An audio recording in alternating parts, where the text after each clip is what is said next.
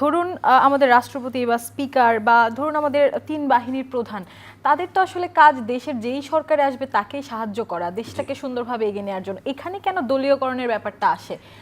এখন আমি যদি বলতে চাই যে যিনি বাংলাদেশ জিন্দাবাদ বলছেন তিনি জয় বাংলা কেন বলতে পারবেন না? তার তো কাজই যে সরকার আসে তাকে সাহায্য করা। একেবারে এইভাবে বলাটা বোধহয় নৈতিকতার আর কিচ্ছু অবশিষ্ট থাকে না। না, কিচ্ছু অবশিষ্ট আপনি থাকে না। যখন একটি সংসদে রাষ্ট্রপতি দায়িত্ব পালন করবে তখন কি আসলে একটি সরকারের পক্ষে যেতে হবে, অন্য একটি বিরোধী দলের বিপক্ষে যেতে হবে? আমাদের এখানে বাস্তবতাই এটা।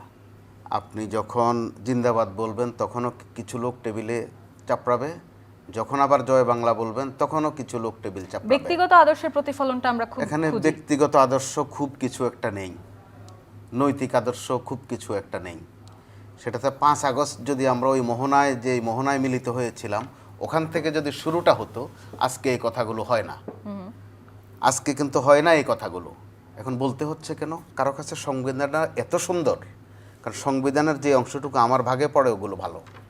আপনি দেখুন 12 ফেব্রুয়ারিতে তো ভোট হয়েছে 2টা। একটা ভোটে সাব্যস্ত হয়েছে কে দেশ চালাবে, আরেকটা ভোটে সাব্যস্ত হয়েছে কিভাবে দেশ চলবে। তাহলে কে দেশ চালাবে এটুকু আমার কাছে ভালো লাগে, যেহেতু আমি ক্ষমতায় বসে গেছি। আর কিভাবে দেশ চালাবো এগুলো আবার ওনাদের কাছে ভালো লাগে, যেহেতু ওনারা ক্ষমতায় যেতে পারেননি।